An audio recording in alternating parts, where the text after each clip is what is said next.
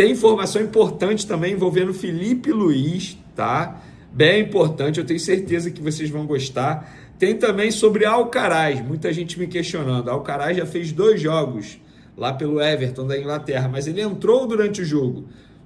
Vale para poder bater a meta de 6 jogos e aí ele ser obrigado, aí o Everton ser obrigado a comprar o jogador junto ao Flamengo? E Alexander Barbosa, o brigão do jogo entre Botafogo e Flamengo, se manifestou, emitiu um comunicado nas redes sociais. A gente vai trazer aqui para vocês. Eu particularmente não gostei desse comunicado não.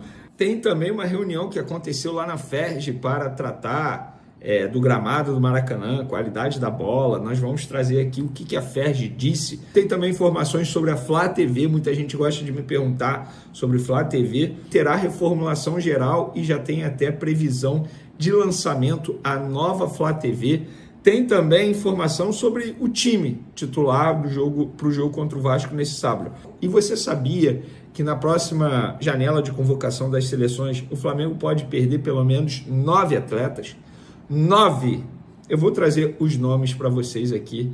Isso tudo e muito mais no vídeo de agora. Vamos falar aqui, vamos lá, vamos começar com Barbosa, Alexander Barbosa, o zagueiro do Botafogo que se envolveu naquela confusão generalizada após o apito final do jogo de quarta-feira, inclusive perdeu um dente após o soco do Cleiton. Ele se manifestou nas redes sociais, ele disse o seguinte, abre aspas, peraí, pois é, o Vasco perdeu o melhor jogador dele para pegar o Flamengo atualmente, e a gente vai falar sobre isso, mensagem da fonte que acabou de me passar aqui. O Alexander Barbosa se manifestou e disse o seguinte, abre aspas, defender o escudo do meu clube é o que me ajudou a ser quem sou, e quem o desrespeita não merece meu respeito. No entanto, a violência nunca será a melhor maneira de resolver as coisas, fecha aspas. Disse o jogador que arrumou confusão com o Bruno Henrique após o apito final, que durante o jogo deu uma joelhada no Juninho, e hoje o Juninho vai ser desfalque contra o Vasco por conta desse edema muscular. Tentou dar uma pancada em Wesley, após o Wesley tentar dar uma lambreta nele.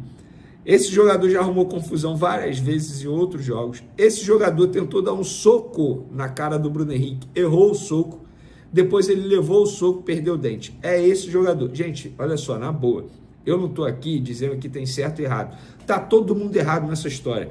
Mas nesse caso é melhor o silêncio. O jogador está todo errado. Todo errado. E eu arrisco a dizer que isso tudo começou graças a ele, que foi se meter com o Bruno Henrique. O Bruno Henrique falou uma gracinha para ele e ele queria bater em Bruno Henrique. Não importa o que o Bruno Henrique falou, nada justifica. Você não pode querer bater em ninguém. Isso é na vida, não é só no futebol, não. Você tem que ter cabeça para ouvir provocação e ficar calado. Ou, pelo menos, depois que teve a confusão, todo mundo separou, vai para o seu vestiário. Ele continuou insistindo para brigar com o Bruno Henrique e acabou levando a pior. E depois ficou lá, junto com os demais jogadores do Botafogo, esperando os atletas do Flamengo como se fosse quinta série, uma cena lamentável. Então, assim, Barbosa, eu não concordo com sua nota. Não estou aqui dizendo que você é o único errado, está todo mundo errado nessa história. Mau exemplo para geral, várias crianças assistindo. Só que, pô, não me vem com esse vitimismo barato, né? Numa nota oficial, que eu tenho certeza que nem foi você que escreveu, deve ter sido a sua assessoria. Por falar em Botafogo, galera, eles quietinho, já investiram mais de 300 milhões de reais nessa janela de transferência. Nathan Fernandes, atacante contratado junto ao Grêmio, 57,3 milhões de reais. Juan Cruz, que estava lá na Bulgária, 48,3 milhões de reais. O zagueiro Jair, 89 milhões de reais. Jefinho, 33,9 milhões de reais. Cauã Lindes, 1 milhão de reais. Arthur, 62 milhões de reais. E o goleiro Léo Link, 10,8 milhões de reais. Gente, é muita grana que esses caras estão investindo. E por falar em investir, o Alcaraz ele pode ser comprado, mas para ele, o Everton, ser obrigado a comprá-lo, ele tem que disputar 6 jogos como titular. E aí ele já disputou 2 jogos pelo Everton, só que ele entrando durante o jogo. Ou seja, respondendo a muita gente que está me questionando isso nas outras redes sociais, já soltei no Twitter e no Instagram também, mas esses 2 jogos que ele jogou não conta, porque ele entrou durante o jogo. Ele precisa ser titular. Se ele não completar a meta, o que pode acontecer? O Everton é obrigado a devolvê-lo? Não. O Everton pode comprá-lo pelo mesmo valor estabelecido ali na opção de compra, porque é uma opção que se torna obrigação quando ele bater esses 6 jogos como titular. E o Flamengo, mudando de assunto, encara o Vasco agora, e você sabia que o Flamengo pode se classificar semifinal já nessa rodada? O que precisa acontecer? Se ele vencer o Vasco, o Flamengo vai a 20 pontos e garante a classificação com pelo menos o 2º lugar. Só poderia ser ultrapassado pelo Volta Redonda. Se empatar com o Vasco, o Flamengo vai a 18 pontos e teria que torcer para 3 desses 5 times não ganharem na rodada. Sampaio Corrêa e Nova Iguaçu chegariam a 16, Botafogo, Maricá e Madureira chegariam a 15. Uma observação, o Vasco também ficaria com 15, mas não poderia mais ultrapassar o Flamengo pelo número de vitórias. Se o Flamengo perder para o Vasco, o Flamengo ficaria com 17 pontos e teria que torcer para 4 desses times não vencerem na rodada.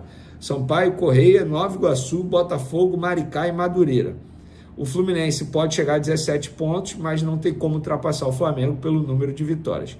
Deu para entender? É um cálculo muito doido, inclusive um cálculo feito pela galera do ge.com, só dando os créditos aqui.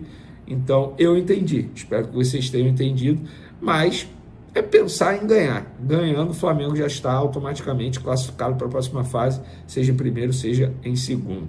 E o Vasco, ele vai ter desfalque importante, galera. A gente apurou aí a lista de relacionados do Vasco para pegar o Flamengo, isso é uma apuração. O Vasco ainda não divulgou. Na verdade, são 3 desfalques que eu considero importantes. Vamos lá, Alex Teixeira, Coutinho, Daniel Fusato, Euder, Hugo Moura, Jean David, ou Jean Davi, né? João Vitor, Léo Jardim, Lucas Freitas, Lucas Piton, Matheus Carvalho, Maurício Lemos sendo relacionado pela primeira vez, o zagueiro, Maxime Domingues, Maxwell Alegria, Pablo, Paulinho, Paê, Puma Rodrigues, Esforça, Souza, Tietê, Verrete, Vitor Luiz e Zucarello, ou Lucas Zucarello. E aí são 3 desfalques. 2 surpreenderam. Jair não era cotado para ser desfalque, não era dúvida, sentiu incômodo muscular. E Paulo Henrique também não está na lista de relacionados. Eu ainda não tenho a confirmação, mas ele não está na lista de relacionados porque eu recebi o documento, o nome dele não está lá. E aí o nome dele não está lá e ele também é desfalque. E o Lucas Oliveira, que é o zagueiro titular, deixa eu falar com a pessoa aqui, escreve, estou ao vivo. E aí ele não tem o melhor jogador dele, que é o Paulo Henrique, que estava jogando muita bola, o lateral direito. Esse jogador é que estava preocupando muita gente ali do lado esquerdo do Flamengo, porque o lado esquerdo do Flamengo não vai ter o Ayrton Lucas. O Ayrton Lucas não treinou hoje no campo. Então, teoricamente, o Varela vai fazer essa função improvisada. Teoricamente, o Felipe Luiz pode armar a equipe de uma outra maneira. Eu estou gravando esse vídeo aqui, eu não tive a apuração do time ainda, só sei que o Ayrton Lucas está fora do jogo.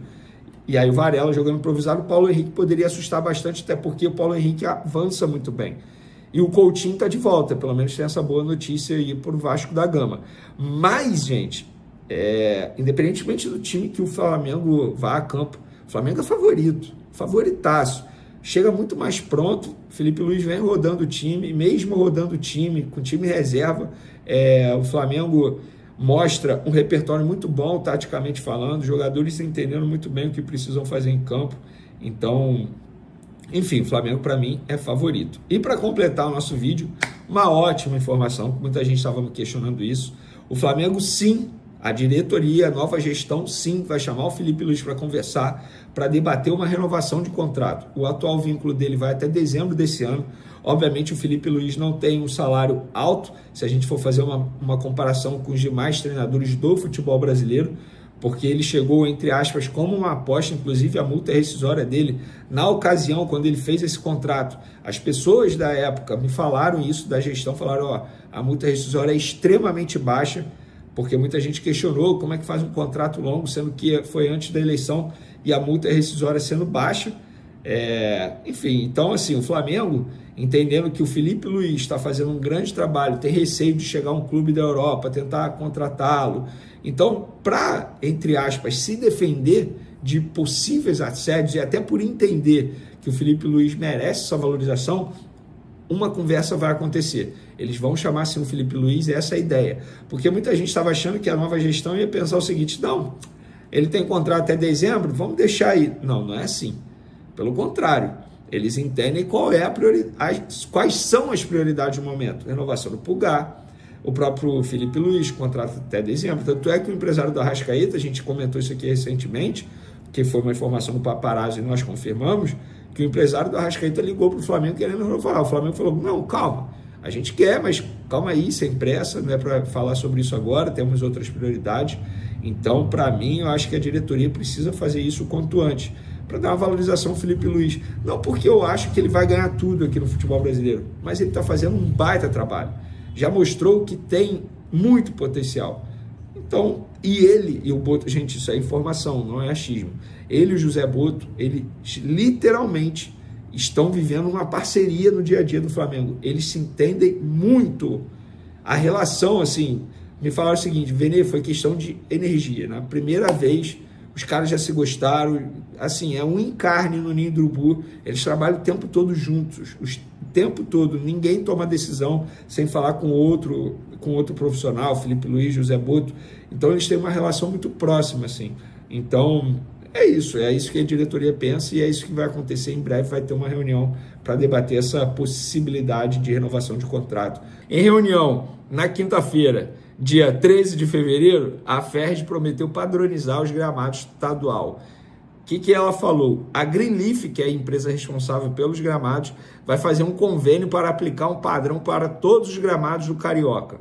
Vamos eliminar as variáveis em que cada um faz o que quer. Todos vão ter que se adaptar. É bom para todo mundo, porque um faz certinho e outros não, declarou Rubim, que citou a empresa, que a empresa vai dar um diagnóstico e vai fiscalizar todos os campos. Então fica aí essa informação. Eu quero a opinião de vocês. Vocês acham correto ou vocês acham que o clube que deveria escolher o gramado? Enfim, quero a opinião de vocês. O Flamengo terá uma nova Flá TV. Por que ainda não tem uma nova Flá TV? Porque essa nova gestão, quando assumiu, faltando alguns dias para acabar o ano de 2024, ela não teve outra escolha, porque o contrato acabava dia 31 de dezembro, com a empresa que é responsável pela produção da Flá TV. Eles não poderiam romper esse contrato, ou melhor, não renovar esse contrato e correr o risco de tirar a Flá TV do ar. Porque o Flamengo, em vários contratos, precisa fazer entregas para patrocinadores utilizando a Flá TV. O que eles fizeram? Renovaram por 3 meses com essa empresa responsável pela Flá TV e agora, em março, eles vão, entre aspas, não renovar e aí vai ter o lançamento com uma outra empresa responsável pela produção da Flá TV. Então, essa nova Flá TV, o lançamento dessa nova Flá TV está previsto para ir ao ar na segunda quinzena de março. E o narrador João Guilherme, lembra que a gente trouxe a informação aqui, publicada primeiramente pelo jornalista Flávio Rico, ele foi contratado e ele só vai estrear nesse novo formato da Flá TV, ou seja, na segunda quinzena de março. Muita gente me questionando isso. Quando que vai ter o João Guilherme na Flá TV? E eu fui procurar saber. Por conta disso, porque eles vão lançar o João Guilherme junto com a nova Flá TV, com o novo material. E a informação que eu tenho é que a Flá TV passará por uma grande reformulação. Vene, funcionários vão sair? Acredito que sim, cara. Se é uma reformulação, acredito que sim, mas pelo menos na produção de conteúdos, mudança de grade, de programa, isso com certeza vai acontecer. Eu acho bacana, não vou negar para vocês não, que é sempre bom você mudar para tentar atrair novos clientes, digamos assim. Eu sou um cara que eu adoro Flá TV, tá? Inclusive, parabéns a todos que estão por lá, porque fazem um grande trabalho, as entrevistas sempre rendem, bacana demais. E não é fácil você trabalhar num canal oficial de um clube e sair da caixa. Não é fácil não, porque você, quando sai da caixa, teoricamente, você chama, entre aspas, alguma polêmica, e eles conseguem fazer, cara, assim, de uma maneira muito brilhante. Parabéns a todos, mas parabéns também à nova gestão que fez uma contratação absurda, que é o João Guilherme. Para mim, ele tem a cara da Flá TV. A cara. Um baita profissional, um grande narrador. E os torcedores do Flamengo gostam muito do João Guilherme por conta da narração dele na final da Libertadores em 2019, aquele gol do Gabigol. Não tem como você não se arrepiar ouvindo o João Guilherme narrando aquele gol. Vamos mudar de assunto aqui, gente, porque palmas para o Mr. Felipe Luiz. Cara, os números do Felipe Luiz no comando do Flamengo são absurdamente bons. Em 21 jogos, 14 vitórias, 6 empates, 1 derrota, 2 títulos. ele tem mais título que derrota. É isso mesmo que vocês estão ouvindo. E eu, quando eu postei isso no Twitter, eu tive que ler uma pessoa simplesmente dizer assim: quero ver quando pegar confronto difícil, Campeonato Carioca é mole. Ai, meu Deus, ainda bem que eu me calei. A maturidade me faz isso agora, é melhor não falar nada. Mas, ô torcedor, vou te lembrar, ele foi campeão na Copa do Brasil diante de uma adversidade absurda na expulsão do Bruno Henrique no começo do jogo contra o Corinthians. Você vai se recordar disso. Ele já mostrou que ele faz um grande trabalho. E ele vem fazendo um grande trabalho. Vene, ele vai ganhar tudo? Não tem como eu saber. Vene, ele vai brigar por tudo? Vai. Vene, vai ser difícil ganhar no Flamengo? Sim. Vene, os adversários voltaram a ter medo do Flamengo? Sim. Ponto. É isso. Agora, se a bola vai entrar ou não, é uma outra história. O Flamengo também atualizou a situação do Juninho e confirmou a informação que a gente havia dito aqui no último vídeo, tá, galera?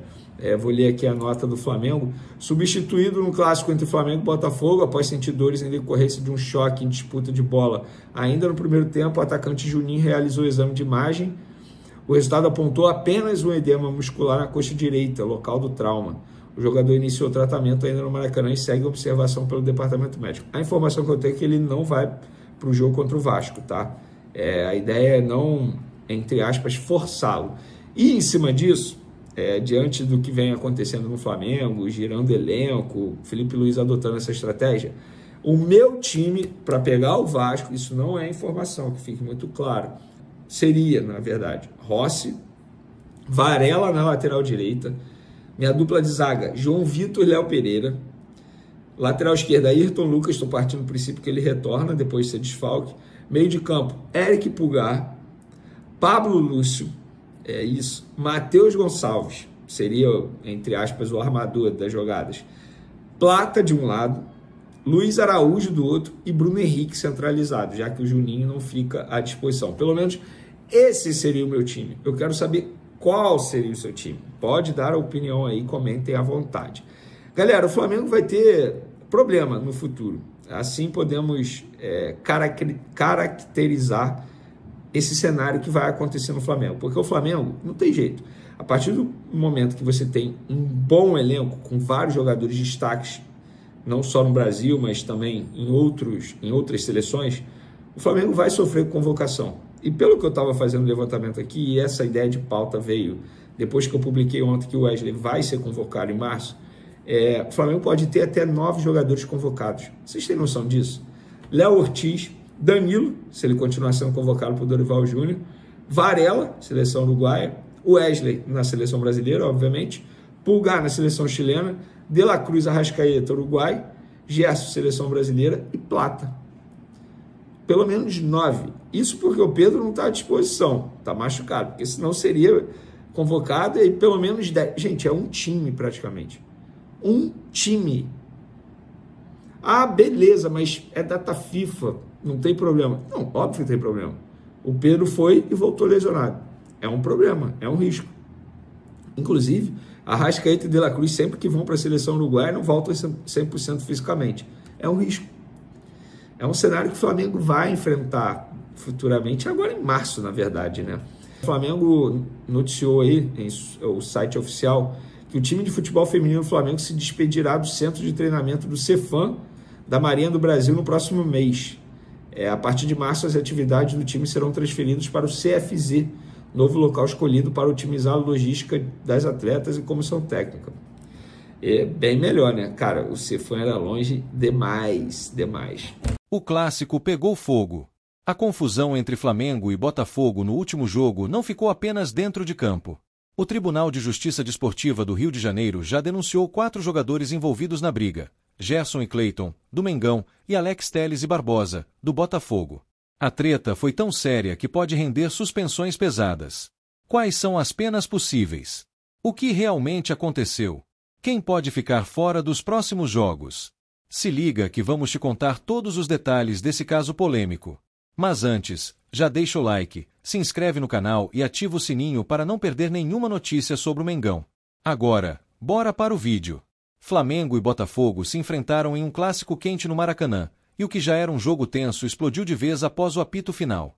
Tudo começou quando Barbosa, zagueiro do Botafogo, provocou Bruno Henrique, iniciando uma briga generalizada. Cleiton, do Flamengo, partiu para cima do jogador alvinegro e acertou um soco no rosto dele. O golpe foi tão forte que Barbosa perdeu um dente. Enquanto isso, Gerson trocava empurrões com Barbosa, e os dois acabaram expulsos por inflamar ainda mais a confusão. Mas a treta não parou por aí. Quando os jogadores já estavam indo para os vestiários, Alex Telles, lateral do Botafogo, voltou a provocar e agitou ainda mais os ânimos no túnel de acesso ao gramado. O árbitro Bruno Mota Correia analisou as imagens e confirmou as expulsões de Cleiton, Gerson e Barbosa, mas como não havia câmeras dentro da zona mista, nenhum outro jogador foi punido no momento. No entanto, o Tribunal de Justiça Desportiva, TJDRJ, entrou em ação e enquadrou os 4 atletas no Código Brasileiro de Justiça Desportiva. Agora, o julgamento está marcado para o dia 19 de fevereiro, às 14 horas, e as punições podem ser pesadas. Se liga no que cada jogador está enfrentando. Cleiton e Barbosa foram denunciados por agressão física, artigo 254-A do CBJD. A pena prevista varia entre 4 e 12 jogos de suspensão. Mas se for comprovada uma lesão corporal grave, como foi o caso do dente perdido por Barbosa, a punição pode chegar a 24 partidas. Gerson foi enquadrado no artigo 250, por ato desleal ou hostil. A punição prevista é de 1 a 3 jogos de suspensão, já que ele foi flagrado empurrando Barbosa de forma assintosa. Alex Telles foi denunciado por ofensa à honra, artigo 243-F. Isso pode render de 1 a 6 jogos de suspensão, além de uma multa que pode variar de R$ 100 a R$ 100.000. Ou seja, dependendo da decisão do tribunal, o Flamengo pode perder Cleiton e Gerson por alguns jogos, e o Botafogo pode ficar sem Alex Telles e Barbosa no restante do Campeonato Carioca. O Flamengo é líder do Campeonato Carioca e volta a campo neste sábado, às 21h45, para enfrentar o Vasco em mais um clássico no Maracanã. A grande dúvida é se Gerson e Cleiton já serão desfalques ou se o julgamento pode ser adiado. Caso as punições sejam aplicadas rapidamente, o Flamengo terá um problema sério no meio-campo e na defesa, já que Gerson é peça-chave do time titular e Cleiton tem sido muito utilizado. Já o Botafogo, que enfrenta o Boa Vista no mesmo dia, pode ter que lidar com desfalques importantes na defesa, com Barbosa e Alex Telles fora do time. A tendência é que Gerson receba uma punição mais leve, já que sua infração foi classificada como um ato desleal e não uma agressão. Porém, a situação de Cleiton é muito mais complicada, pois ele foi flagrado desferindo um soco, e Barbosa perdeu um dente. Isso pode fazer com que a punição para Cleiton seja mais dura do que a do próprio Barbosa, mesmo que o botafoguense tenha iniciado a confusão. Alex Telles, por outro lado, pode ter uma defesa mais tranquila, já que sua punição envolve apenas ofensas verbais. Mas se o tribunal entender que ele instigou uma segunda confusão, sua punição pode ser mais severa. Agora eu quero saber a sua opinião, torcedor rubro-negro. Você acha que Cleiton e Gerson merecem ser punidos? E o que dizer sobre Alex Telles e Barbosa? Comenta aqui embaixo, deixa o like e compartilha esse vídeo. Se inscreve no canal e ativa o sininho para não perder nenhuma novidade do Mengão. Tamo junto e até o próximo vídeo.